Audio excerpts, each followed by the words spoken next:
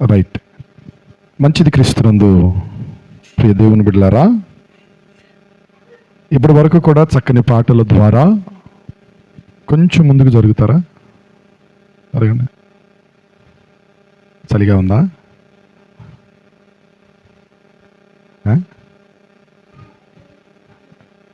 ముందుకు జరగమంటే వీళ్ళు జరిగారు, మీరు జరగరా? చలి పడుతుందా? Okay okay okay okay right. చక్కని పాటల ద్వారా మన ప్రభు యొక్క నామాన్ని మనం కీర్తించడానికి, కొనియాడడానికి ప్రభు మన ఎడల కృప చూపించి ఉన్నారు. అందుని బట్టి దేవదేవునికి మహిమ కలుగును గాక. అలాగుననే ఈ రాత్రికాల సమయంలో దేవుని ప్రశస్తమైనటువంటి సన్నిధిలోనికి చేరి వచ్చినటువంటి మీ అందరికీ కూడా మన రక్షకుడును ప్రభు అయిన యేసుక్రీస్తు నామం పేరిట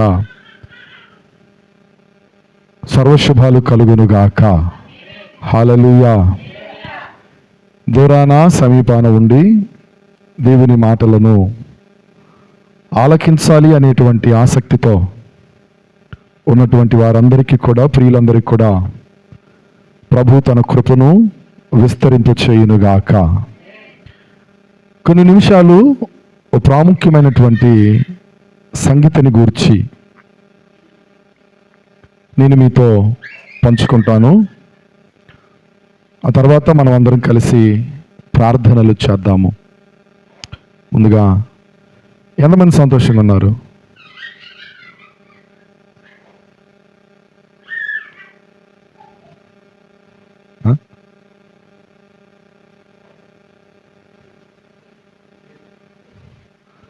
ఒకళ్ళని చూసి ఒకళ్ళు ఎత్తుతున్నారు ఏంది?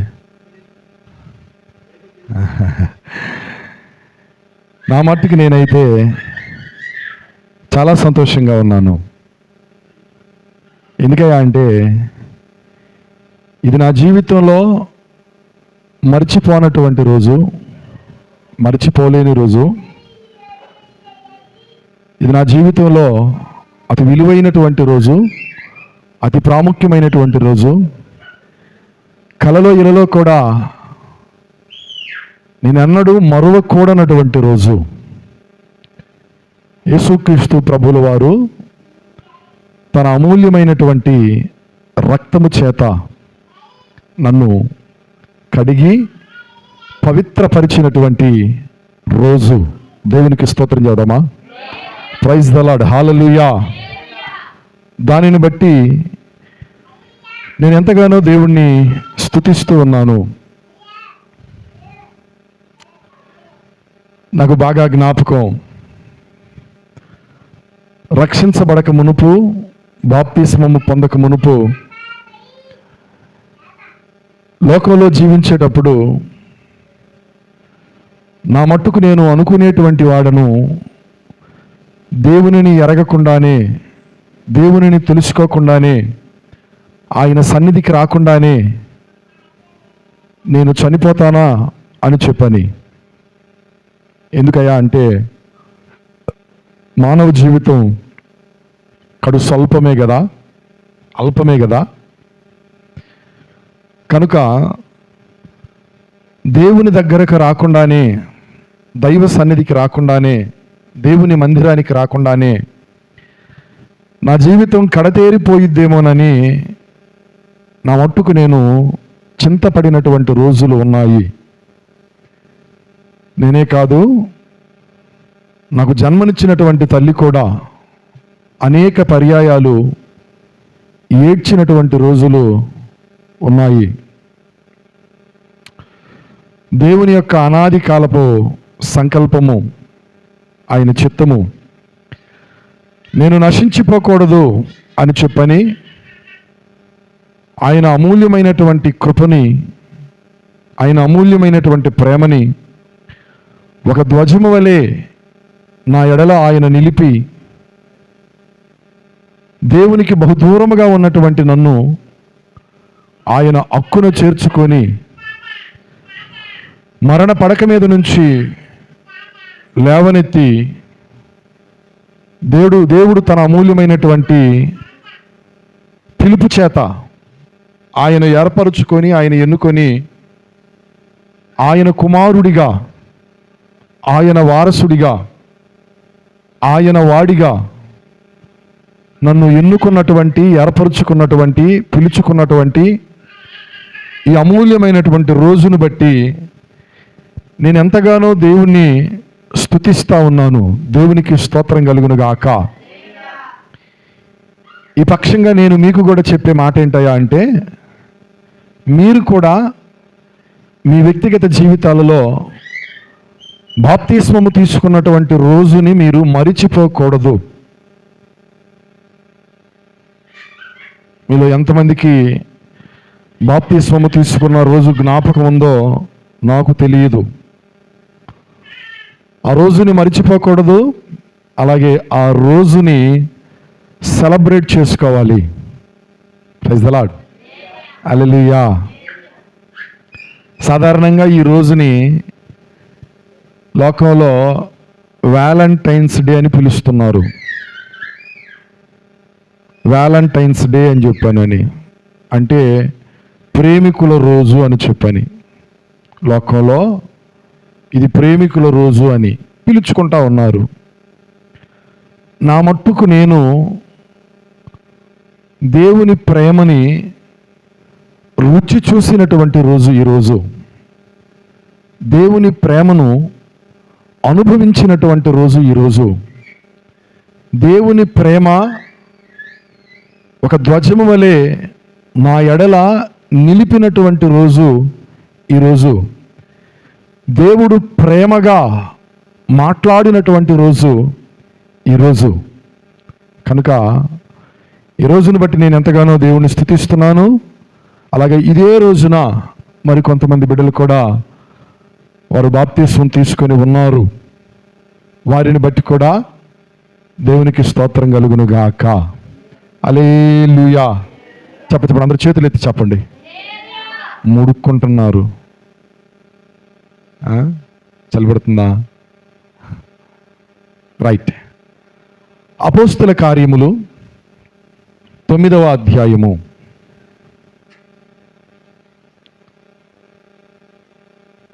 అపోస్తుల కార్యములు 9వ అధ్యాయము 15వ వచనాన్ని ఒకరం చదువుదాం. అందుకు ప్రభువు, నీవు వెళ్ళుము, అన్యజనుల ఎదుటను, రాజుల ఎదుటను, ఇశ్రాయేలీయుల ఎదుటను నా నామము భరించుటకు ఇతడు నేను ఏర్పరుచుకొనిన సాధనమై ఉన్నాడు. చాలు, కళ్ళు మూసుకుందాం, చిన్న ప్రార్థన చేద్దాం. పరిశుద్ధుడా, మీ కొందనాలు నాయనా, ప్రేమ కలిగినటువంటి మా తండ్రి, మీ ఉన్నతమైనటువంటి నామమును బట్టి మీకు వందనాలు, స్తుతులు, స్తోత్రాలు చెల్లిస్తున్నాం. చదవబడినటువంటి లేఖనము ద్వారా నాతోనూ మాతోనూ మీరు మాట్లాడి మీరు మహిమ పొందమని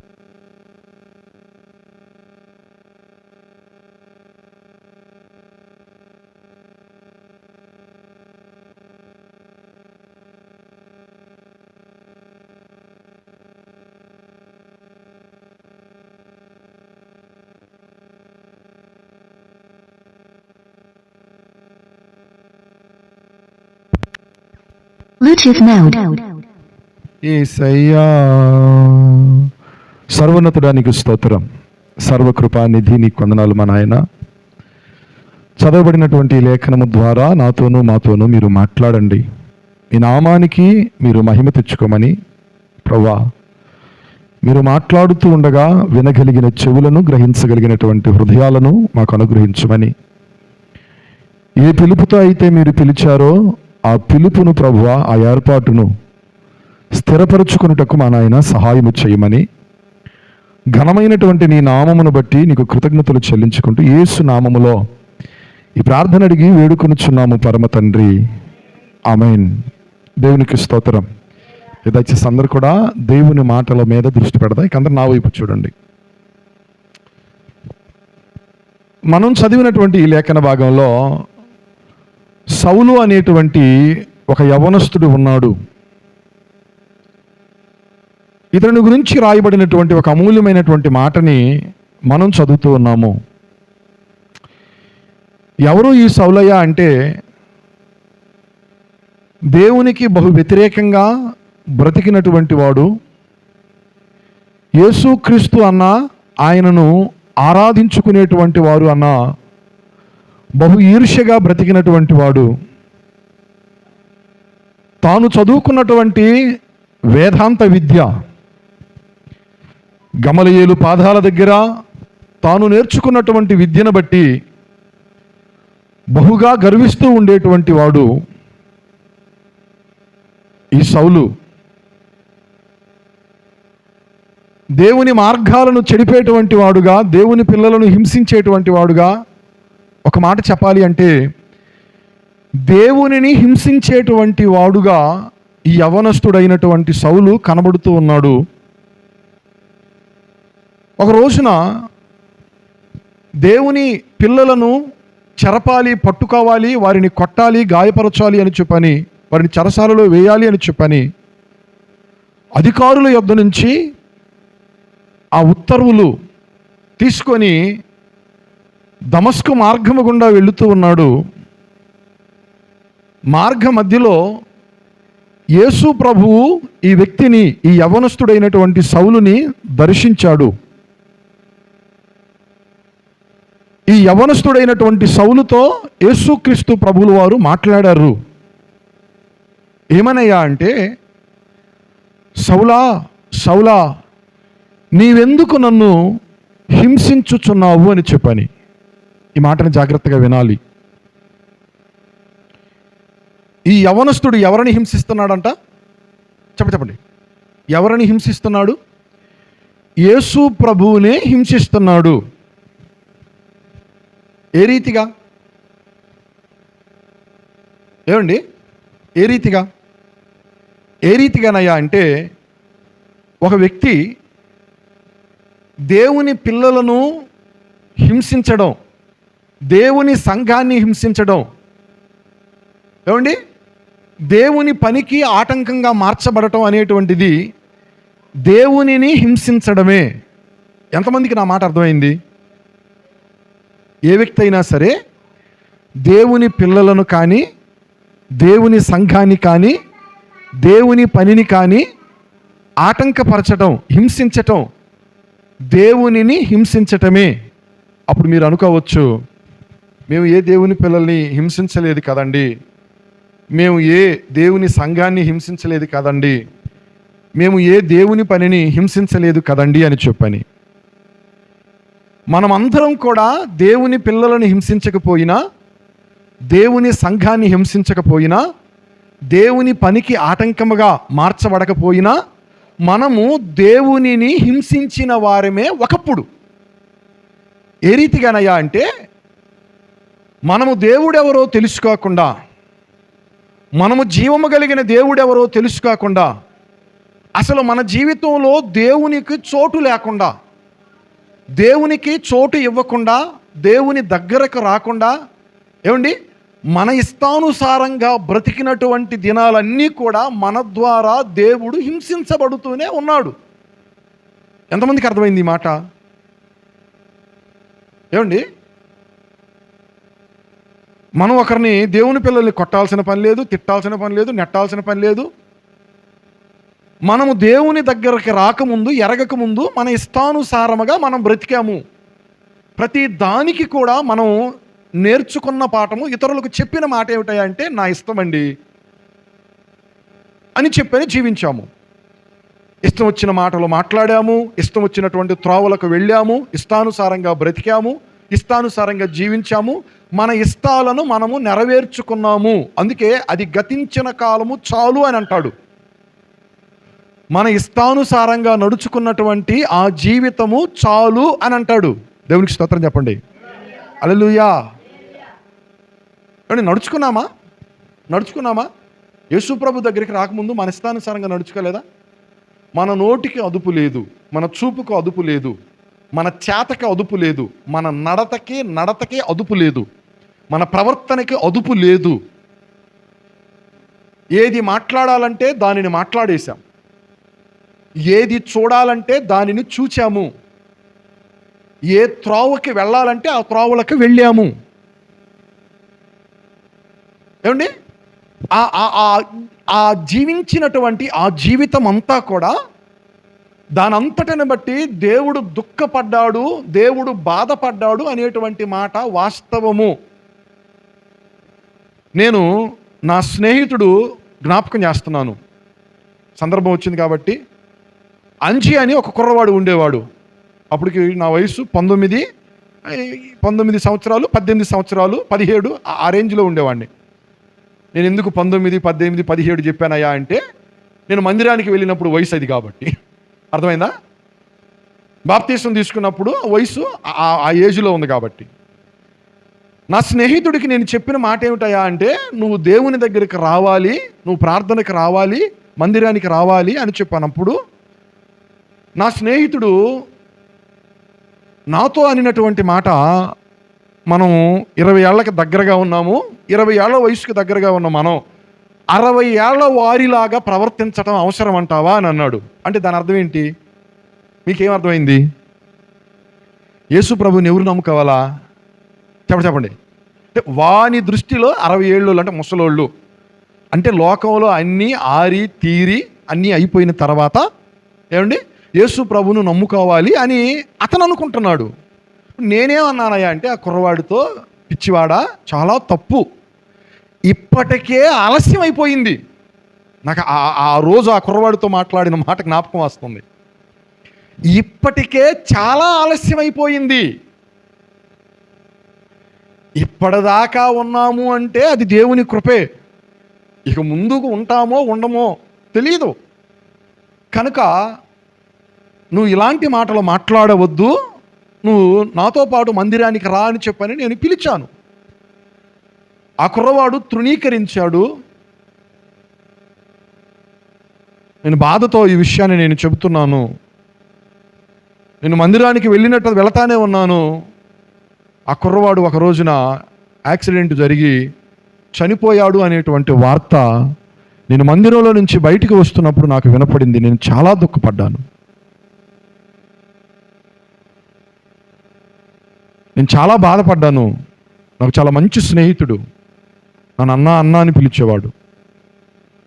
అరమరిక లేకుండా మాట్లాడేవాడు. ఏదున్నా సరే అరమరిక లేకుండా మాట్లాడేవాడు. ప్రతి విషయం కూడా పంచుకునేవాడు, సలహాలు తీసుకునేవాడు.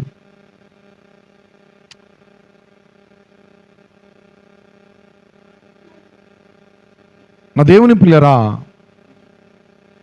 ఇప్పటికే ఆలస్యం అయిపోయింది.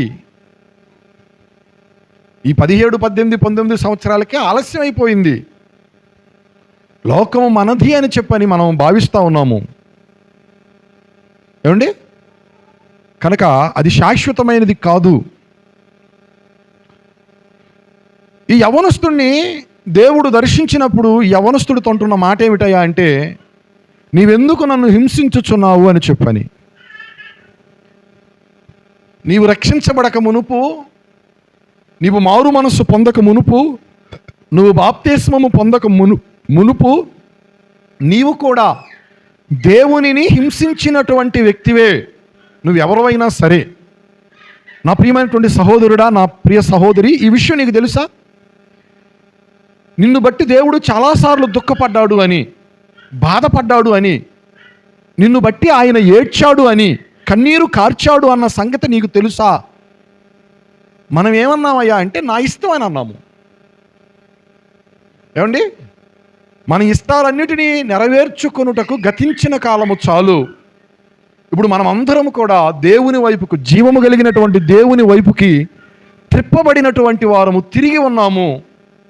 ఇప్పుడు ఆయన ఏమంటున్నాడయ్యా అంటే, సౌలును బట్టి ఇతడు నా నామము భరించుటకు నేను ఏర్పరుచుకొనినటువంటి సాధనము. దేవునికి స్తోత్రం చెప్పండి. హల్లెలూయా. నాకు ఈ మాట చదువుతున్నప్పుడు నాకు చాలా ఆశ్చర్యం కలిగిందండి. నా వైపు చూడండి. ఎవరు యవనస్తుడు? దేవుణ్ణి దుఃఖపెట్టినవాడు కదా, దూషించినవాడు కదా, దేవుని పిల్లలని హింసించి ఏమండి మరణానికి అప్పగించినవాడు కదా. ఇటువంటి వ్యక్తిని దేవుడు దర్శించి దేవుడు ఎన్నుకొని, దేవుడు ఏర్పాటు చేసుకొని, ఏమండి, అతనిని గూర్చి, అతనిని బట్టి దేవుడే అంటున్నటువంటి మాట ఏంటో తెలుసండి? ఇతడు నా నామము భరించుటకు నేను ఏర్పరుచుకొనినటువంటి సాధనము. Praise the Lord. హల్లెలూయా. సాధనము అంటే అర్థం ఏమిటి? నా మాట మీకు అర్థమవుతుందా? నా వైపు చూడండి అయ్యర్లు. సాధనము అంటే అర్థం ఏంటి?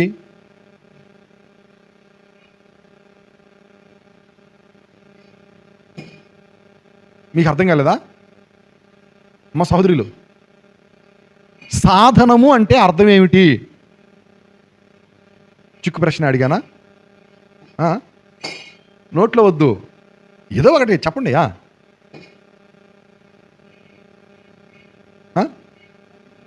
పొదును పెట్టడమా? దేనికి? నా వైపు చూడండి. ఇప్పుడు నా చేతిలో ఒక సెల్ ఫోన్ ఉంది.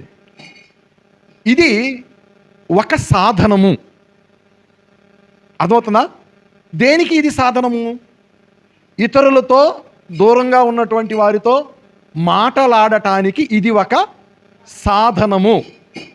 ఇప్పుడు నా చేతిలో ఈ మైక్ ఉంది. ఇది ఒక సాధనము. దేనికి? కాస్త మీకు వినపడటానికి, ఏమండి, వినపడటానికి ఇది ఒక సాధనము. అర్థమవుతుందా? ఆ బాక్సులు ఉన్నాయి, లేదా యాంప్లిఫైర్ ఉంది, లేదా వెనకాదుగో మీ వెనకాల వంట పాత్రలు ఉన్నాయి. అవి ఒక సాధనము. సాధనము అవి దేనికి? వంటలు తయారు చేయాలి అంటే అవి ఒక సాధనము. ఇప్పుడు అర్థమైందా? సాధనము అంటే ఏంటి అర్థం? చెప్పండి. వాడబడేయి, ఇంకా పనికొచ్చేయి, ఇంకా మీరు చెప్పేవన్నీ కరెక్టే. వాడబడేయి, పనికొచ్చేయి, ఇంకా. ఇప్పుడు సౌలును గురించి దేవుడు ఏమంటున్నాడయ్యా అంటే, ఇతడు నాకు ఒక సాధనము అని అంటున్నాడు. సౌలు ఎవరంట? చెప్పండి. దేవుని నామమును భరించేటువంటి, దేవుని నామమును ధరించేటువంటి, దేవుని నామమును ఏమండి విస్తరింపజేసేటువంటి సాధనము. మీకు అర్థమైందా? మీరున్నారు. మీరందరూ ఎవరు? చెప్పండి. మీరందరూ ఎవరు? అమ్మమ్మ, సోదరులు రెస్పాండ్ అవ్వండి. మీరందరూ ఎవరు? మీరు కూడా దేవునికి సాధనాలే. అర్థమవుతుందా? మీరెవరు? మీరు కూడా దేవునికి సాధనాలే. ఆయన నామాన్ని మీరు కూడా భరించాలి. ఆయన నామాన్ని మీరు కూడా ధరించాలి. ఆయన నామాన్ని మీరు కూడా విస్తరింప చేయాలి. నా మాట అర్థమవుతుందా?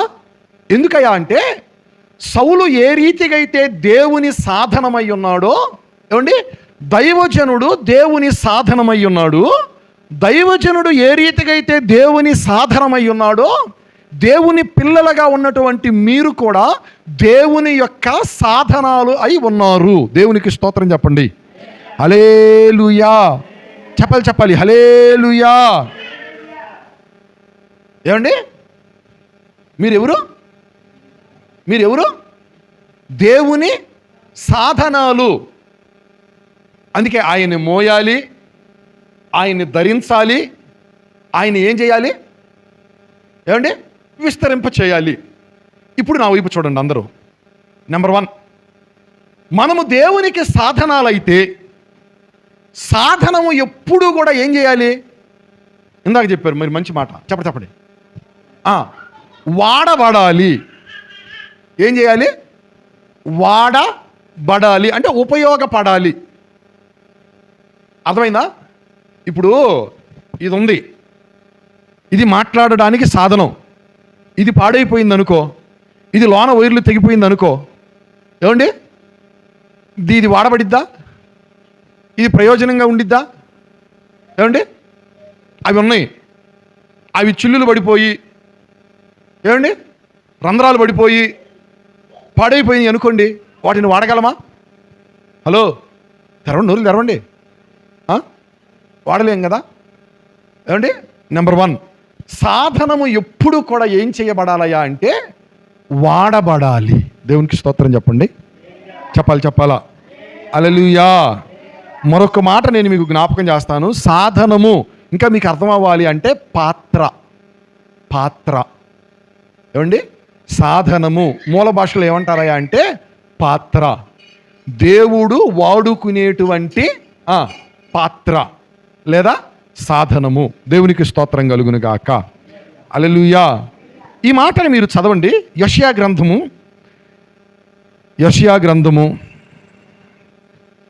49వ అధ్యాయము 6వ వచనం చదవండి. యెషయా గ్రంథము 49వ అధ్యాయము 6వ వచనం చదవమ్మా. నీవు యాకోబు గోత్రపు వారిని ఉద్ధరించునట్లును ఇశ్రాయేలులో తప్పింపబడిన వారిని రప్పించునట్లును నా సేవకుడైయుండుట ఎంతో స్వల్ప విషయము. బూదిగంతముల వరకు నీవు నేను కలుగుజేయు రక్షణకు సాధనమగుటకై అన్ని జనులకు వెలుగయుండినట్లు నిన్ను నియమించి ఉన్నాను. దేవునికి స్తోత్రం చెబుతారా? హల్లెలూయా. నా వైపు చూడండి. యేసుక్రీస్తుని గురించి ప్రవచనాత్మకంగా ఓ మాట పలకబడతా ఉంది. ఏమిటా మాటయా అంటే నీవు ఉద్ధరించడానికి, నీవు రక్షించడానికి, అన్ని జనులకు ఒక వెలుగుగా ఉండడానికి నీవు ఒక సాధనమై ఉన్నావు అని అంటున్నాడు. దేవునికి స్తోత్రం చెబుతారా? హల్లెలూయా. యేసుక్రీస్తు ఎవరంట? చెప్పండి. ఆయన ఎవరంట? ఆయన ఒక సాధనము. ఎవరైనా చెప్పాలా? యేసుక్రీస్తు ప్రభువుల వారు ఆయన ఒక సాధనము. అందుకే అంటున్నాడు, నువ్వు యాకోబు గోత్రికులను ఉద్ధరించడానికి, ఇశ్రాయేలు గోత్రంలో తప్పిపోయినటువంటి వారిని తిరిగి రప్పించడానికి, వారికి రక్షణగా ఉండునట్లుగా, రక్షణ కలుగునట్లుగా, చీకటిలో నుంచి వెలుగులోనికి నడిపించడానికి నీవు ఒక సాధనముగా ఉన్నావు అని చెప్పని అంటున్నాడు. యేసు ప్రభువు ఏమండి ఈ లోకానికి తండ్రి కొరకు నియమించబడినటువంటి ఒక సాధనము. అందుకే ఆయన సశరీరుడిగా ఈ భూమి మీద బ్రతికినటువంటి రోజులలో ఏ రోజు కూడా ఆయన ఈ లోకం గురించి నేనేం సంపాదించుకోవాలి, నేనేం కూడబెట్టుకోవాలి, నేనేం పోగేసుకోవాలి, నా జీవితాన్ని ఏ రీతిగా గడపాలి, రేపటి దినం ఏమిటి అని ఈ రీతిగా ఆయన ఆలోచించలేదు. ఆయన నోట నుంచి తరచుగా వచ్చేటువంటి మాట ఏమిటయ్యా అంటే తండ్రి నన్ను పంపించాడు, నేను తండ్రి పనుల మీద ఉండాలి. చూడండి ఈ మాట ఎంత బాగుందో. తండ్రి నన్ను పంపించాడు, నేను తండ్రి పనుల మీద చెప్పండి ఉండాలి. నిన్ననో మొన్ననో ఒక ఆర్టికల్ నేను చదివాను. నాకు చాలా ఆశ్చర్యం కలిగింది. ఏమండి, ఏమిటి ఆర్టికల్ అయ్యా అంటే ఒకప్పుడు బాగా వెలుగొందినటువంటి ఒక సినీ తార, నా వైపు చూడండి, ఒకప్పుడు బాగా వెలుగొందినటువంటి ఒక సినీ తార, ఆవిడ అందమైనటువంటి ఫోటో ఒకవైపు, ఆ ప్రక్కనే ఆవిడికి జబ్బు చేసి ఆవిడ పీలగా తయారైపోయి, ఆవిడ నెత్తంతా ఊడిపోయి, జుట్టంతా ఊడిపోయి, ఆవిడ మరణానికి దగ్గరగా ఉన్నటువంటి మరొక ఫోటో, దాని కింద మంచి మాటలో రాశారు. ఏమిటి ఆ మాటలయ్యా అంటే నాకు బాగా ధనం ఉన్నది, నేను బాగా ఆస్తిపరురాలుని, అయినా సరే నా ధనము నాకు ఇప్పుడు ఎటువంటి ఉపయోగం లేదు. అయ్యా సమర్పణ రాజు, నేను నా ఇంటిలో అతి ఖరీదైనటువంటి పరుపు మీద పండుకున్నటువంటి మనిషిని. కానీ ఇప్పుడేమో ఈ హాస్పిటల్ బెడ్ మీద నేను పండుకోవలసి వచ్చింది. ఉపయోగం ఉందా? నా ఇంటిలో ఖరీదైనటువంటి వస్త్రాలు ఉన్నాయి, చాలా ఖరీదైనటువంటి వస్త్రాలు ఉన్నాయి నా ఇంటిలో. కానీ ఇప్పుడు ఈ హాస్పిటల్ వాళ్ళు ఇచ్చినటువంటి ఒక గౌను, ఏమండి, ఒక గౌను, హాస్పిటల్లో జాయిన్ అయితే ఏమిస్తారు? ఒక గౌను కదా ఇచ్చేది. దాన్ని వేసుకొని పేషెంట్లు ఉంటారు, తిరుగుతూ ఉంటారు. ఆ ఖరీదైనటువంటి వస్త్రాల వలన నాకు ఇప్పుడు ఏ ఉపయోగం లేదు. నేను అటు ఇటు తిరగడానికి అతి ఖరీదైనటువంటి కారులు, కోట్ల విలువ చేసేటువంటి కారులు నా గ్యారేజీలో ఉన్నాయి. కానీ ఇప్పుడు ఒక వీల్ చైర్ మీద కూర్చొని ఈ టెస్టులకి ఆ టెస్టులకి అని అటు ఇటు తిప్పుతున్నారు నన్ను. ఆ ఖరీదైన కార్ల వల్ల నాకు ఉపయోగం లేదు. చూసారండి ఏమండి ఎటువంటి పోలికో? మీకు అర్థమవుతుందా? ఖరీదైన బంగ్లా ఉన్నది, ఉపయోగం లేదు. ఖరీదైన బట్టలు ఉన్నాయి, ఉపయోగం లేదు. ఖరీదైనటువంటి ఏమండి లగ్జారియస్ కార్లు ఉన్నాయి, ఉపయోగం లేదు. డబ్బులు ఉన్నాయి, ఉపయోగం లేదు. ఏవి కూడా ఉపయోగం లేదు. ఎందుకంటే ఈ క్యాన్సర్ నన్ను తినిపడవేసినది. నా శరీరం పీలగా తయారైపోయినది, నా జుట్టంతా కూడా రాలిపోయినది, నా అంతమంతా కూడా తొలగిపోయినది, మరణానికి అతి చేరువలో నేను ఉన్నాను అని చెప్పానని ఏమండి బాధపడతా ఉన్నది. మీకేమర్థమైంది?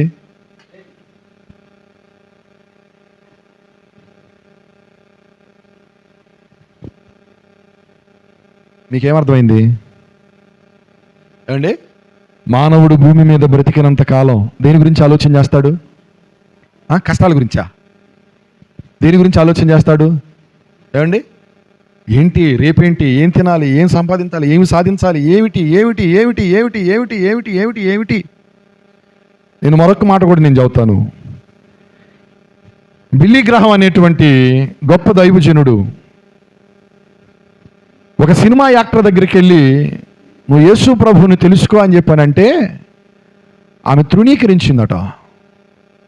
10 నిమిషాల సమయం నాకు ఇవ్వు, నేను నీతో మాట్లాడాలి అని చెప్పానని బిల్లీ గ్రహం అనేటువంటి గొప్ప దైవజనుడు వెళ్ళి ఆమెతో దేవుని మాటలు చెబుతా ఉంటుంటే నీ దేవుడు నాకు అవసరం లేదు అని చెప్పానని తృణీకరించిందట. అతి కొద్ది దినాలలోనే ఆమె మరణానికి చేరువైపోయి మరణావస్థలో పడిపోయి ఏమండి ఆవిడ మరణించినప్పుడు, మరణ దినాల్లో ఉన్నప్పుడు బిల్లీ గ్రహం అనేటువంటి దైవజనుడు చెప్పినటువంటి ఆ మాటలను నేను ఖాతరు చేయలేకపోయాను అని చెప్పానని బాధపడింది. అందుకే బైబిల్ గ్రంథాలు అంటాడు, నీ కాళ్ళు చీకటి కొండలకు తగలక మునుపే, చీకటి దినాలు నీ బ్రతుకులోనికి రాక మునుపే వెలుగు ఉన్నది అని చెప్పబడుతున్నప్పుడే ఏమండి ఆ వెలుగు దగ్గరకు మీరు రావాలి అని అంటాడు. దేవునికి స్తోత్రం చెప్పండి. హల్లెలూయా. కనుక యేసు ప్రభు ఈ లోకంలో ఉన్నప్పుడు ఆయన దేని గురించి ఆలోచన చేయలేదు. ఆయన ఆలోచించినటువంటి ఒకే ఒక ఆలోచన ఏమిటయ్యా అంటే, నేను దేని కొరకైతే ఈ లోకములోనికి పంపబడ్డానో దానిని నేను నెరవేర్చడమే. అది నా కర్తవ్యం, నా బాధ్యత, అది నా పని. దానిని నెరవేర్చడానికి ఏర్పరచబడినటువంటి సాధనము నేను. ఏమండి ప్రతి మానవుణ్ణి కూడా దేవుడు అడగబోతున్నటువంటి ప్రశ్న అదే. నా ప్రియ సహోదరి, నా ప్రియ సహోదరుడా, నీవు దేవునికి ఒక సాధనమై ఉన్నావు. ఏమండి రేపటి దినాన దేవుని ఎదుట నీవు నిలిచినప్పుడు నీవు ఏ రీతిగా వాడబడ్డావు, ఏ రీతిగా ఉపయోగపడ్డావు ఆయన నామాన్ని భరించడానికి, ధరించడానికి అని ఆయన అడగబోచున్నారు. నేను ఒక 10 కోట్లు పోగేశానయ్యా, 10 ఎకరాల పొలం కొన్నానయ్యా, ఏమండి 10 మంది సంతానాన్ని కన్నానయ్యా, ఏమండి ఈ కూడా ఆయన ఎదుటి పనికిరావు. పనికొత్తాయా?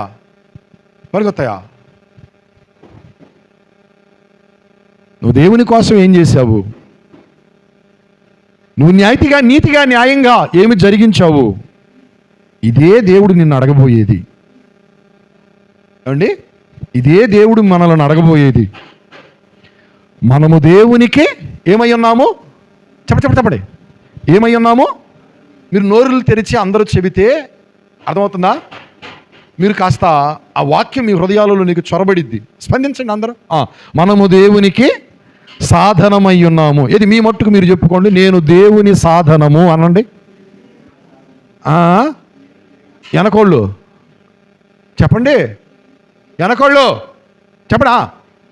నేను తెరండి వెనకోళ్ళు నోరులో, నేను దేవుని సాధనము. అయ్యో, మనం ఎవరు? దేవుని సాధనము. ఈ మాట మీరు చదవండి. న్యాయాధిపతుల గ్రంథము 6వ అధ్యాయము 4వ వచనం. వారి ఎదుట దిగి గాజాకు పోవునంత దూరము భూమి పంటను పాడు చేసి ఒక గొర్రెను గాని ఎద్దును గాని గాడిదను గాని జీవన సాధనమైన మరి దేనిని గాని ఇశ్రాయేలీయులకు ఉండనీయలేదు. నా వైపు చూడండి. రెండవది ఏమిటయ్యా అంటే జీవన సాధనము. ఇది అనండి, అనండి. జీవన, అమ్మమ్మ సహోదరి తల్లులు తెరండి, నోరులేరండి. జీవన తెరండి, మీరే మిమ్మల్నే. జీవన సాధనము అంతే. ఆ జీవన సాధనం అంటే ఏంటి? ఏమంటే ఇశ్రాయేలీలట దేవునికి వ్యతిరేకులుగా మార్చబడ్డారు. ఈ మాట మీరు వినండి. అంటే అర్థం ఏంటయ్యా అంటే దేవుడు లేడు అన్నట్టుగా బ్రతకడం ప్రారంభించారంట. ఇశ్రాయేలీలు దేవుణ్ణి విడిచిపెట్టేశారు, దేవుణ్ణి ప్రక్కన పెట్టేశారు. ఇక మాకు దేవునితో పని లేదు, మాకు దేవుడు అవసరత లేదు ఏమండి అని చెప్పి ఏం చేశారయ్యా అంటే దేవునిని ప్రక్కన పెట్టేశారు. బైబిల్ గ్రంథంలో ఒక ఆవిడ అనుకుంటా ఉందంట తన మనస్సులో, నేను సర్వదా దొరసానిలాగా బ్రతుకుతాను. ఎలా బ్రతుకుతాను? చెప్పండి. నేను సర్వదా దొరసానిలా బ్రతుకుతాను, నాకు దేవునితో పనే ఉంది, దేవుడు అవసరత ఏముంది, దేవుడు ఊసెందుకు నాకు అని చెప్పానని ఒక ఆవిడ అనుకుంటా ఉందంట. ఆ కింద వచ్చినాలో ఏమని రాయబడిద్దాయా అంటే, ఏమండి దేవుని తీక్షణమైనటువంటి కోపము నీ మీదకి వచ్చి పడి ఏమండి పుత్రశోకము వైధవ్యము రెండును కూడా నీకు కలుగుతాయి, అప్పుడు నీ స్థితి ఏమిటి అని అంటాడు. మీకు అర్థమయ్యేటువంటి భాషలో నేను చెబుతాను. ఇశ్రాయేలీయులు ఏమండి దేవుడు ఎవరో కూడా మాకు తెలియదు, దేవునితో మాకు అవసరం లేదు అని దేవునిని విడిచిపెట్టి బ్రతుకుతున్నటువంటి రోజులు ఆ రోజులు. ఎందుకు వాళ్ళు దేవుణ్ణి విడిచిపెట్టేశారు? ఎందుకు వాళ్ళు దేవుణ్ణి మరిచిపోయారయ్యా అంటే, ఒక మనిషి ఎప్పుడైనా సరే ఏమండి ఏది కూడా ఏంటిది అమితముగా ఉండకూడదు. అమితమైనటువంటిది మానవుడిని ఏం చేసిద్దయ్యా అంటే అంధత్వములోనికి నడిపించిద్ది. మీకు ఎంతమందికి అర్థమైంది ఈ మాట? డబ్బు ఎక్కువగా ఉందనుకో, డబ్బు కన్ను మిన్ను కానరాకుండా ప్రవర్తిస్తారు. అవునంటారా కాదంటారా? మీకు అర్థమైందా? మీకు అర్థం కాలేదా? ఇప్పుడు ఒక మనిషికి డబ్బు ఎక్కువ ఉందనుకోండి అండి, ఏం చేస్తాడు ఆ మనిషి? ఎవరిని లెక్క చేయడానికి ఇష్టపడ్డావు. ఎందుకు? నా దగ్గర డబ్బు ఉంది, నేను డబ్బుతో కొంటాను, ఎవరినైనా దేనినైనా సరే నేను డబ్బుతో కొంటాను కనుక నేను ఎవరిని లెక్క చేయను అని అంటాడు. బలం ఎక్కువ ఉందనుకో, రారా చూసుకుందాం అని చెప్పని అంటూ ఉంటాడు. ఏమండి కనుక ఏంటిదంట? ఏమండి ఏంటిది? ఏది కూడా ఆ మత్తులో ఏమండి ఆ మత్తులో బ్రతకూడదు. ఇశ్రాయేలీయులు ఏమండి శ్రమ కలిగినప్పుడు దేవుని వైపుకు తిరుగుతున్నారు, శ్రమ తీరిపోయిన తర్వాత దేవుణ్ణి మర్చిపోతున్నారు.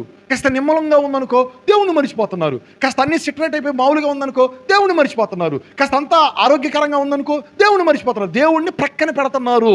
ఇది మానవ స్వభావంలో ఇది చాలా ప్రమాదకరమైనటువంటిది. ఇది ఒక ఇశ్రాయేలీలకే కాదు, ఏమంటే ఈనాటి తరం భక్తి చేసే వాళ్ళకు కూడా మరి దీన్ని ఏమంటారు, ఈ జబ్బు ప్రతి ఒక్కరికి అంటుకొని ఉంటుంది. జాగ్రత్త అమ్మ సహోదరులు.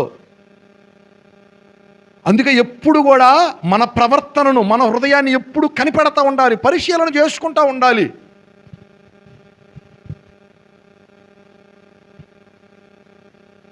కాస్త నిమ్మలమైన పరిస్థితులు దేవుడు ఇచ్చాడు అనుకోండి, ఆ తర్వాత ఏం చేస్తారయ్యా అంటే దేవునిని ప్రక్కన పెడతారు. ఇక దేవునితో పనే ఉందిలే, మందిరంతో పనే ఉందిలే, ఇప్పుడు వెళ్ళవలసినటువంటి అవసరత ఏముందిలే, ఇప్పుడంతా బాగానే ఉంది కదా, అనుకున్నవన్నీ జరిగాయి కదా, ఇంక పెద్ద అవసరత ఏముందిలే, కాస్త నిమ్మలంగానే ఉందావులే, ఇంక అవసరం లేదు కదా అని చెప్పానని దేవునిని ఏం చేస్తారయ్యా అంటే ప్రక్కన పెడతారు. అది చాలా ప్రమాదకరం. ఇశ్రాయేలీలు తరచుగా ఈ అనుభవాల గుండా నడుస్తూ ఉండేవాళ్ళంట. ఆపద వచ్చినప్పుడు దేవుడు, ఆపద తీరిన తర్వాత దేవుని విడిచిపెట్టడం. పదే ఏమండి, అది చాలా ప్రమాదకరం. దేవునికి స్తోత్రం చెప్తారా?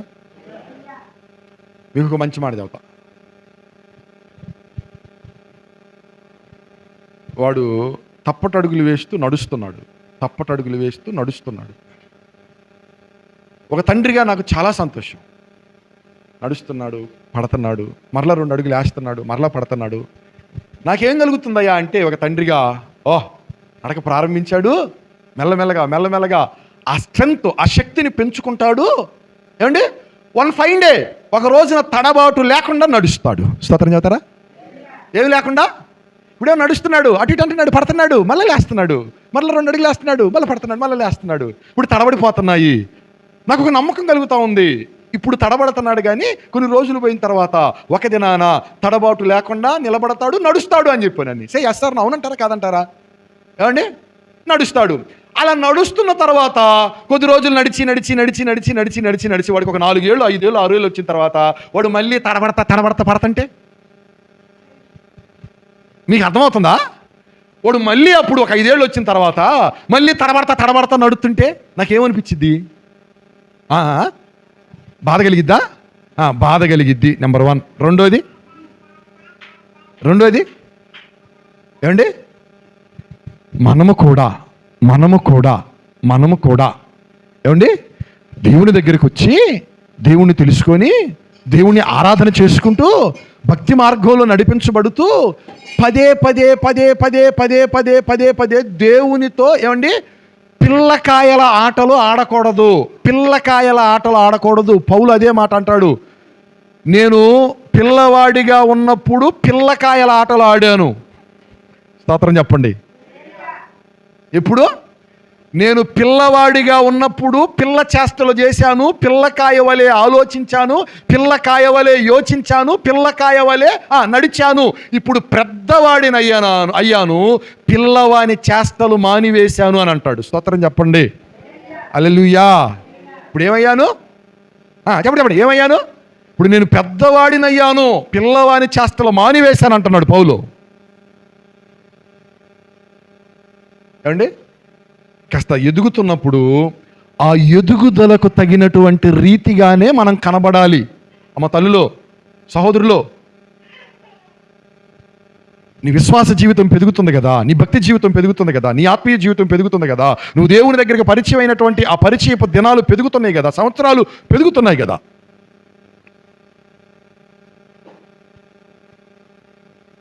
దానికి తగిన విధంగానే మీరు కనబడాలి. అలా కాకుండా 5 ఏళ్ళు వచ్చిన తర్వాత కూడా నేను అటు ఇటు తొట్టిల్లుతా కూలబడతానని అన్నావు అనుకో, తండ్రికి బాధ.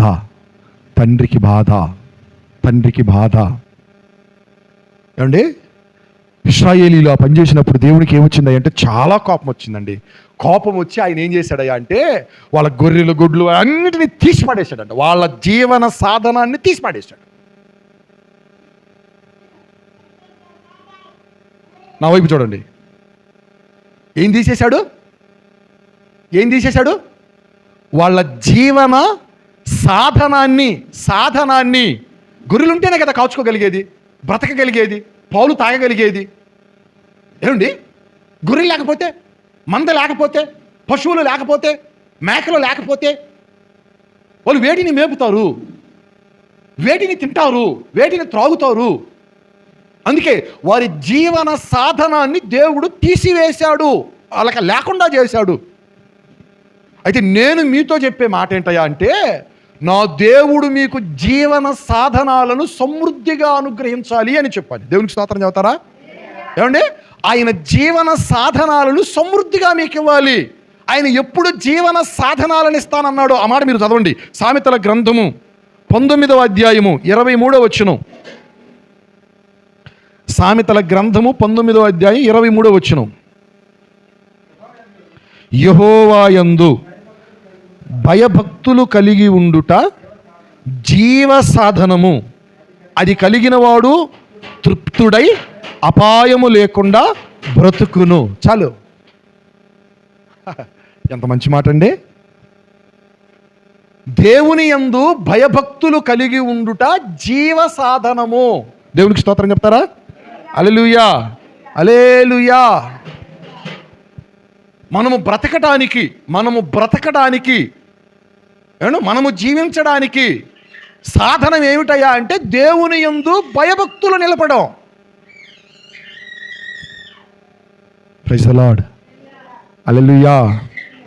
ఆయన యందు మనము భయభక్తులు నిలిపినట్లయితే ఏమండి, అది మనకు జీవ సాధనము, అదియే మనకు జీవన సాధనము. Praise the Lord. అందుకే యేసు ప్రభు అన్నారు, నా నీతిని మీరు వెతకండి, నా రాజ్యాన్ని మీరు వెతకండి. మీకేం కావాలో నాకు తెలుసు కదా. ఏమండి, నా నీతిని, నా రాజ్యాన్ని మీరు వెతకండి, మీకు ఏమి కావాలనో నాకు తెలుసు అని అంటున్నాడు. స్తోత్రం చెబుతారా? హల్లెలూయా. కనుక ప్రియ దైవ జనాంగమా, మనము దేవుని యందు భయభక్తులు నిలిపి భక్తి మార్గంలో నడుస్తూ ఉన్నట్లయితే అదియే మనకు జీవ సాధనము, అదియే మనకు జీవన సాధనము. దేవునికి మహిమ కలుగునుగాక. గట్టిగా చెప్తారా? యేసుప్రభు అన్నాడు కదా, మనుష్యుడు రొట్టె వలన మాత్రము జీవించడు. రొట్టె మనిషిని బ్రతికిచ్చే పని అయితే ఆ రొట్టె ఉన్నా కానీ తినే ప్రాప్తం లేక అల్లాడిపోయే వాళ్ళు ఉన్నారు. ఇందాక మీకు కొద్దిగానే చెప్పాను ఆవిడ గురించి. ఎవరి గురించి? జుట్టుడిపోయిన ఆవిడ గురించి, ఒకప్పుడు సెలబ్రిటీగా బ్రతికిన ఆవిడ గురించి. పంచభక్ష పరమాన్నాలు ఉన్నాయి నా ఇంటిలో,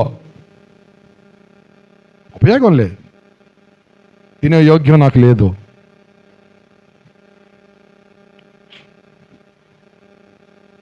రెండు విషయాలు చెప్పాను. మనము దేవుని చెప్తాపడే సాధనము. మరొక విషయాన్ని నేను మీకు జ్ఞాపకం చేస్తాను. చదవండి ఆ మాటలు. రోమీలకు రాసినటువంటి పత్రిక 6వ అధ్యాయము 13వ వచనం. రోమీలకు రాసిన పత్రిక 6వ అధ్యాయము 13వ వచనము. మీ అవయవములను దుర్నీతి సాధనములుగా పాపమునకు అప్పగింపకుడి, అయితే మృతులలో నుండి సజీవులమనుకొని మిమ్మును మీరే దేవునికి అప్పగించుకొనుడి. మీ అవయవములను నీతి సాధనములుగా దేవునికి అప్పగించుడి. చాలు, ఎంత మంచి మాట అండి. నా వైపు చూడండి. దేవుడు మనకు చక్కని అవయవాలను ఇచ్చాడు. అమ్మ, సహోదరులు, తల్లులు, నా వైపు చూడండి. ఇప్పుడు దేవుడు మనకు మంచి అవయవాలు ఇచ్చాడు, చక్కని అవయవాలు ఇచ్చాడు. కాళ్ళు, చేతులు, ఏంటి ముక్కు, కళ్ళు, కాళ్ళు. అబ్బబ్బా, ఎంత మంచి అవయవాలండి, ఎంత మంచి రూపాలండి. చక్కని అవయవాలను దేవుడు మనకిచ్చాడు. మీరెప్పుడైనా కాస్త, నేను వేరు విధంగా కాదు, మనకు గ్రహింపు రావాలని నేను ఈ మాట చెబుతున్నా. గుడ్డివారిని కానీ, కుంటివారిని కానీ, మూగవారిని కానీ, చెవిటి వారిని కానీ, ఏమండి అవయవ లోపములు కలిగిన వారిని కానీ మీ కంటపడతా ఉంటారు చాలామంది. మీరు గుడ్డోళ్ళని చూసుంటారు, కుంటోళ్ళని చూసుంటారు, మోగోళ్ళని చూసుంటారు, చెవిటోళ్ళని చూసుంటారు, అవయవాలు లోపం కలిగినటువంటి వాళ్ళని చూసుంటారు. అలా వారిని చూసినప్పుడు నువ్వెప్పుడైనా వాళ్ళతో నిన్ను కంపారిజన్ చేసుకుంటూ ఏ రీతిగా, అయ్యో వాళ్ళకి పాపం కళ్ళు లేవే, కాళ్ళు లేవే, చేతులు లేవే, ఏమండి వినికిడి లేదే, నోరు లేదే, మరి నాకు నోరు ఉంది, నాకు కళ్ళు ఉన్నాయి, నాకు చెవులు ఉన్నాయి, నాకు మంచి కాళ్ళు ఇచ్చాడు, మంచి చేతులు ఇచ్చాడు, ఏమండి వాళ్ళలో ఉన్నటువంటి తక్కువేంటి, నాలో ఉన్నటువంటి గొప్ప ఏంటి దేవుడు నాకు ఇచ్చాడు ఎప్పుడైనా ఆలోచన చేసావా? అర్థమవుతుందా? ఇప్పుడు ఆలోచన చేశారా? ఎవరైనా కాస్త అంగహీనులు కనపడ్డారనుకో, కాళ్ళు లేని వాళ్ళు కనపడ్డారనుకో, చులక్కనగా రే కుంటడా, రే కుంటడా,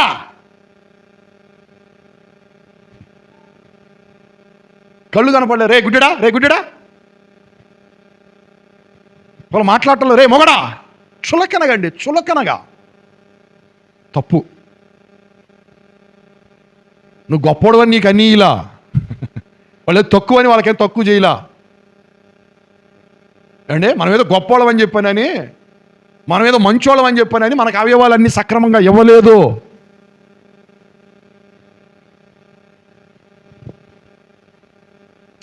ఆయన కోసం వాడటానికి. ఎవరి కోసం చెప్పండి, ఎవరి కోసం, ఎవరి కోసం? అందుకే అంటున్నాడు, మన అవయవములను పాపమునకు ఏమండి సాధనాలుగా, దుర్నీతి సాధనాలుగా మనము అప్పగింపక, ఏం చేయక, అప్పగింపక. దేని సాధనాలుగా? మన అవయవములైనటువంటి ఈ శరీరాన్ని మనము దుర్నీతికి సాధనాలుగా మనము ఒకప్పుడు అప్పగించాము. ఎప్పుడు నేను ఒకప్పుడు సినిమాకు వెళ్ళేది, అర్థమవుతుందా? నేను వెళ్ళేవాడిని, నేను వెళ్ళొచ్చు కానీ మళ్ళీ నాకున్న జబ్బు ఏందయ్యా అంటే ఇంకొకటి టికెట్ పెట్టుకుని మళ్ళీ వాడిని కూడా చేసుకెళ్ళి. అర్థమైందా? నాతో పాటు మళ్ళీ ఇంకొకరిని జడగొట్టడం అనమాట, వాడిని కూడా తీసుకొని పోయేది. నేను జడగొట్టేది ఏముందిలే, అడు కూడా ఇప్పుడిప్పుడు ఊళ్ళు ఉరుతూ ఉంటాడు. వాని జేబులే కాదుగా, నేనేగా పెట్టుకునేది. ఏమండి పోతవా పోదవా? కొంతమందిని చూడండి, ఏమండి ఇదిగో కొత్త సరికి వచ్చిందంట, ఏంటిది సారాయి కొత్త సరికి వచ్చిందంట, రపందా. మీకు అర్థం కావాలని నేను ఒక మాట చెబుతాను అంతే. ఒకప్పుడు మన అవయవాలు దేని సాధనాలుగా వాడబడ్డాయి? చెప్పండి. దుర్నీతికి, పాపమునకు సాధనాలుగా మన అవయవాలు వాడబడ్డాయి. కళ్ళతో దుర్నీతి పాపం జరిగింది, చేతులతో జరిగింది, కాళ్ళతో జరిగింది, నోటితో జరిగింది, చూపుతో జరిగింది, ఆలోచనలతో జరిగింది. ఒకప్పుడు మన అవయవాలను వీటి కొరకు మనం వాడామండి, మనం అప్పగించామండి, కాదా? అయితే ఇప్పుడు మన అవయవాలు దేనికి సాధనాలుగా వాడబడాలయ్యా అంటే నీతికి సాధనాలుగా వాడబడాలి. స్తోత్రం చెప్పండి. హల్లెలూయా. దేనికి సాధనాలుగా వాడబడాలి? చెప్పండి. దేనికి సాధనాలుగా? నీతికి సాధనాలుగా. తమ్ముడా, ఎప్పుడన్నా ఆలోచన చేసావా? ఏంటిది ఏమండి నీ అవయవము నీ కష్టార్జితము, నీ చేతులతో, నీ కాళ్ళతో ఏమండి పనిచేసి రూపాయి కూడబెట్టుకొని, ఏమండి ఆ రూపాయిలో కొంత తీసుకొని వచ్చి కొంతమంది దేవుని పిల్లలు కానుకలుగా అర్పించుకుంటున్నారు. వాటిని దేవుని పని నిమిత్తం వాడుతూ ఉంటాము. నీ ధనము వాడబడతా ఉన్నది. ఏమండి దేవుని పరిచర్యలో భాగంగా, దేవుని సేవలో భాగంగా ఆయా స్థలాలకు, ఆయా ప్రాంతాలకు సంఘముగా వెంబడించాలి. నేను పురుషులకు చెప్తాను, పురుషులు వచ్చే చోటకి మీరు తప్పకుండా రావాలి అని చెప్పని. లేదా ఎవరైనా బలపరచడానికి స్త్రీలకు అవసరమైనప్పుడు స్త్రీలను వెంట పెట్టుకొని వెళ్తూ ఉంటాను, మీరు రావాలి అని చెప్పానని. దేవునికి స్తోత్రం. హల్లెలూయా. దేనికి సాధనాలుగా? చెప్పండి. నీతికి ఏమండి మన అవయవాలు నీతికి సాధనాలుగా వాడబడాలి. స్తోత్రం చెప్పండి. హల్లెలూయా. మన అవయవాలు నీతి సాధనాలుగా వాడబడునుగాక. Praise the Lord. హల్లెలూయా. ఏమండి? దేని సాధనాలుగా? దేని సాధనాలుగా? నీతికి సాధనాలుగా.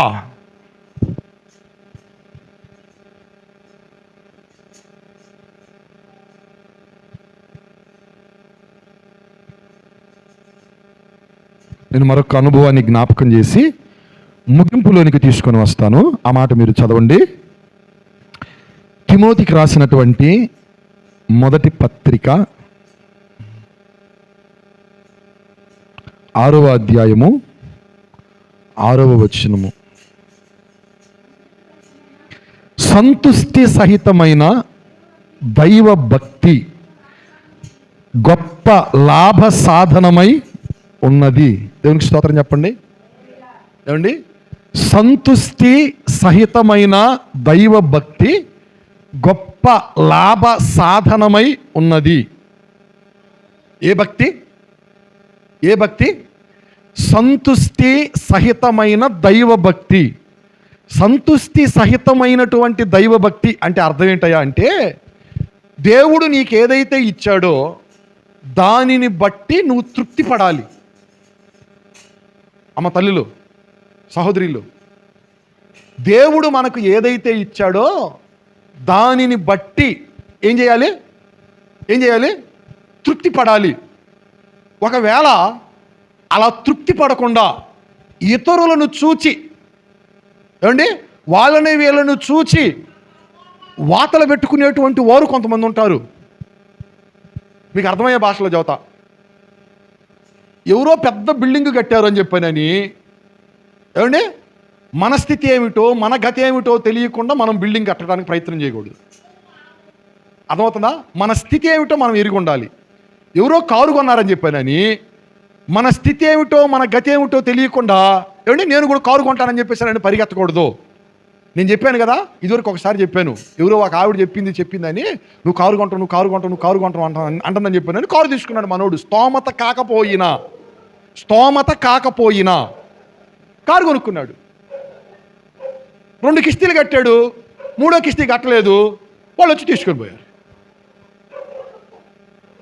నా ఆర్థిక పరిస్థితి ఏమిటి, నా రాబడి ఏమిటి, నా సంపాదన ఎంత, నా ఖర్చు ఎంత, ఏమండి, ఈ బేరీజు ఇవేవి కూడా లేకుండా వారిని చూసి, ఏమండి, వారికి మళ్ళీ నేను కూడా బ్రతకాలి, వారికి మళ్ళీ నేను కూడా జీవించాలి, వారిలాగా నేను కూడా బ్రతకాలి అని చెప్పానని, ఏమండి, ఆడంబరాలకు పోయి లేనిపోని తిప్పలను తంటాలను ఎవ్వరూ కూడా కొని తెచ్చుకోకూడదు. ఈ రోజుల్లో చూడండి, ఏమండి, ఈ ఆడంబరాలకు వెళ్ళిపోయి కుటుంబాలను పాడు చేసుకుంటున్నారు, సంసారాలను పాడు చేసుకుంటున్నారు, జీవితాలను పాడు చేసుకుంటున్నారు. విచ్చలవిడిగా అప్పులు పాలైపోయి, ఏమండి, భయంకరమైనటువంటి స్థితులలోనికి వెళ్ళిపోతున్నారు.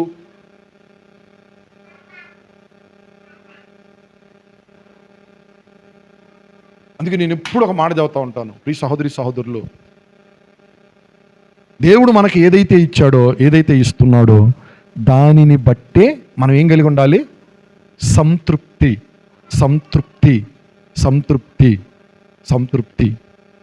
అండి, ఆ సంతుష్టి సహితమైనటువంటి దేవుని భక్తి మనకేం కలుగు చేసిద్దయా అంటే లాభాన్ని, గొప్ప లాభాన్ని కలుగు చేసిద్ది. లాభ సాధనమై ఉన్నది. దేవునికి స్తోత్రం చెబుతారా? హల్లెలూయా.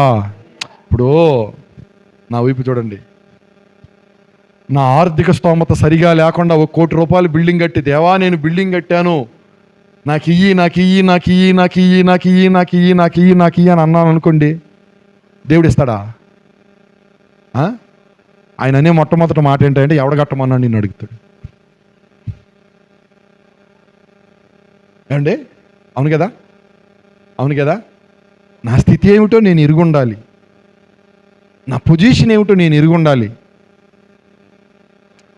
ఒక ఇల్లు కాదు, వాట్ ఎవర్ ఏదైనా సరే దేవుడు మనకిచ్చిన దానిలోనే మనం ఏం కలిగి ఉండాలి అంటే తృప్తి.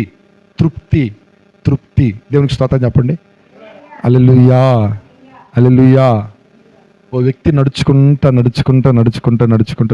పోయాడండి. కాళ్ళకి చెప్పులు లేవు అనుకుంటున్నాడు. ఏమిటి నా స్థితి, నా కాళ్ళకి చెప్పులు లేవు. ఓ బెంచ్ మీద కుర్రవాడు కూర్చొని ఉన్నాడు, మన కాళ్ళకి చక్కని బూట్లు ఉన్నాయి. ఆ బూట్లను చూశాడు. ఆ కుర్రవాడికి బూట్లు ఉన్నాయి, నాకు చెప్పులు లేవు. ఏమిటి నా స్థితి? నిందించుకుంటున్నాడు అండి. ఆ కుర్రవాడు మంచి వస్త్రాలు కట్టుకొని ఉన్నాడు, నా వస్త్రాలు కూడా సరిగ్గా లేవు. నిందించుకుంటున్నాడు. కాసేపటికి ఆ కుర్రవాడిని ఏమండి ఓ వ్యక్తి వచ్చి ఆ బెంచ్ మీద నుంచి ఎత్తుకొని ఓ వీల్ చైర్లో కూర్చోబెట్టి తీసుకొని పోతున్నారు. కారణం ఏంటయ్యా అంటే కాళ్ళు ఉన్నాయి కానీ నడవలేడు ఆ పిల్లవాడు. అప్పుడు అనుకుంటున్నాడు, వానికి కాళ్ళు ఉన్నాయి కానీ మంచి చెప్పులు ఉన్నాయి కానీ వానికి కాళ్ళు లేవా, నడవలేడా? అయితే వానికంటే నేనే ఏంటిది బెటర్.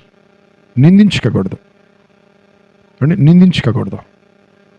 మనకు దేవుడు ఏదైతే ఇచ్చాడో, ఏ స్థితిలో అయితే పిలువబడ్డారో అదే మాట అంటాడు పౌలు గారు. మీ పిలుపును, మీ ఏర్పాటును మీరు స్థిరపరుచుకోవాలి అని అంటాడు. స్తోత్రం చేస్తారా? హల్లెలూయా.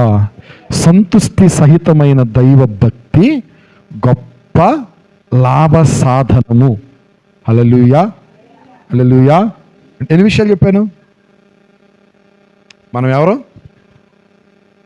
ఎవరో దేవుని యొక్క సాధకులం కాదు, సాధనాలము. మనము దేవుని సాధనమై ఉన్నాము. చివరికి ఈ మాట చదివి నేను ముగిస్తాను. చదవండి. హెబ్రీయులకు రాసిన పత్రిక 10వ అధ్యాయము 29వ వచనం. హెబ్రీయులకు రాసిన పత్రిక 10వ అధ్యాయం 29వ వచనం.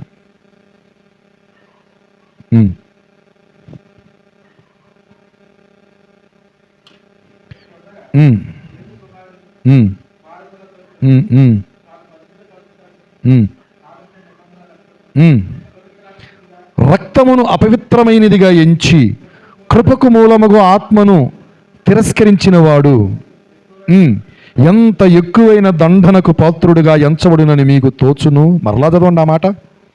ఇట్లుండగా దేవుని కుమారుని పాదములతో త్రొక్కి తాను పరిశుద్ధపరచబడుటకు సాధనమైన నిబంధన రక్తమును అపవిత్రమైనదిగా ఎంచి కృపకు మూలమగు ఆత్మను తిరస్కరించిన వాడు ఎంత ఎక్కువైన దండనకు పాత్రుడుగా ఎంచబడుచున్నాడు. దేవునికి స్తోత్రం చెబుతారా? హల్లెలూయా. ఇదంతా ఏమిటయా అంటే ఆ పై వచనాలు అంటాడు. ఏమండి, మనము దేవుని గురించి ఎరిగిన తర్వాత, సత్యముని గురించి ఎరిగిన తర్వాత, అనుభవపూర్వకంగా ఆయన గురించి తెలుసుకున్న తర్వాత, ఆయన మహిమ ఏమిటో, ఆయన కీర్తి ఏమిటో వాటిని రుచి చూచుతున్న తర్వాత బుద్ధిపూర్వకముగా నానా దించుదాన్ని అడబెట్టి బుద్ధిపూర్వకముగా పాపము చేసిన ఎడల వాడికి క్షమాపణ లేదు, కానీ మరి తీవ్రమైనటువంటి శిక్షకు వాడు పాత్రుడిగా ఎంచబడుతున్నాడు అని చెప్పని అంటున్నాడు. ఏమండి, మనము పవిత్రపరచబడటానికి ఏంటిదంట? రక్తము, యేసుక్రీస్తు యొక్క రక్తము ఒక సాధనములా ఉపయోగపరచబడినది. మరి మీకు అర్థమవుతుందా? మనము పవిత్రపరచబడటానికి యేసుక్రీస్తు యొక్క రక్తము ఒక సాధనము. అందుకే అంటాడు యోహాను పత్రికలో, యేసుక్రీస్తు రక్తము ప్రతి పాపమును కూడా ఏం చేస్తుంది? కడిగివేయును అని చెప్పానని. ఆయన రక్తము ద్వారా మనము పరిశుద్ధపరచబడిన వారము, మనము పవిత్రపరచబడినటువంటి వారము. ఆయన రక్తము మనము పవిత్రపరచబడటానికి ఒక సాధనము వలె ఉపయోగించబడినది యేసుక్రీస్తుల వారి యొక్క రక్తము. ఏమండి, నువ్వు పరిశుద్ధుడు అయ్యావంటే, నువ్వు నీతిమంతురాలు అని పిలువబడుతున్నావంటే, నువ్వు దేవుని కుమారుడిగా కుమార్తెగా పిలువబడుతున్నావంటే దానికి సాధనముగా ఉపయోగపడింది ఏంటిది? యేసుక్రీస్తు యొక్క రక్తము. ఆయన రక్తాన్ని నీ మీద ప్రోక్షించబడి నువ్వు పరిశుద్ధపరచబడ్డావు కదా, ఆయన రక్తాన్ని నువ్వు త్రాగుతున్నావు కదా. ఆ రక్తపు నిబంధనలో నీవు నిలిచి ఉన్నావు కదా. ఇన్ని అనుభవిస్తున్నటువంటి నీవు బుద్ధిపూర్వకముగా తమ్ముడా, చాలామంది అనుకుంటారు, నేను ఎన్ని పాపాలు చేసినా సరే ప్రార్థనకి వెళ్తాను, ప్రార్థన చేస్తాను, దేవుడు క్షమిస్తాడు. ఏమండి, కొంతమంది అవగాహన లేని వాళ్ళు కూడా ఏం చెబుతారయ్యా అంటే, మీరు ఎన్ని పాపాలు చేసినా సరే యేసు ప్రభు క్షమించేవాడు కదమ్మా, క్షమిస్తాడు క్షమిస్తాడు క్షమిస్తాడు, ఆయన క్షమ కలిగిన వాడు, ప్రేమ స్వరూపి, ఆయన క్షమిస్తాడు. తమ్ముడా, క్షమించబడని పాపం కూడా ఉన్నది, మరణకరమైన పాపం ఉన్నది. అండ్ దేవుడు కూడా క్షమించడు. అసలు నువ్వు ప్రార్థన చేస్తున్నా కూడా విననన్నాడు. మనకు తెలుసు కదా, దానియేలు ప్రార్థన చేసిన, ఏబు ప్రార్థన చేసిన, ఏమండి మోషే ప్రార్థన చేసిన, ఇంకెవరు ఏమండి నేను వినను అని చెప్పాను అంటున్నాడు. అట్టి ప్రాంతాలలో వారు ఉన్నా సరే నేను వినను. దేవుని గురించి తెలుసుకున్న తర్వాత బుద్ధిపూర్వకముగా what is right, what is wrong, ఏది పాపమో నీకు తెలుసు, ఎక్కడికి వెళ్ళాలో ఎక్కడికి వెళ్ళకూడదో నీకు తెలుసు, ఏది మాట్లాడాలో ఏది మాట్లాడకూడదో నీకు తెలుసు, ఏది పట్టుకోవాలో ఏది పట్టుకోకూడదో నీకు తెలుసు, ఎలా చూడాలో ఎలా చూడకూడదో నీకు తెలుసు, ఎక్కడ నిలవాలో ఏ స్థలంలో నిలవకూడదో నీకు తెలుసు. తెలిసి కూడా నువ్వు జరిగిస్తా ఉన్నట్లయితే ఏమండి క్షమాపణ లేదు, నిత్య శిక్షకు దండనకు ఎదురు చూస్తూ ఉండటమే అన్నాడు.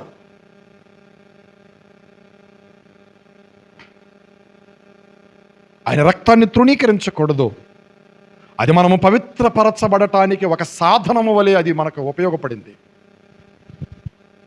ఎబ్రీ పత్రికలోనే అంటాడు, కొంతమంది బాహాటముగా యేసుక్రీస్తుని సిలువ వేస్తున్నారు అన్నాడు. బాహాటముగా.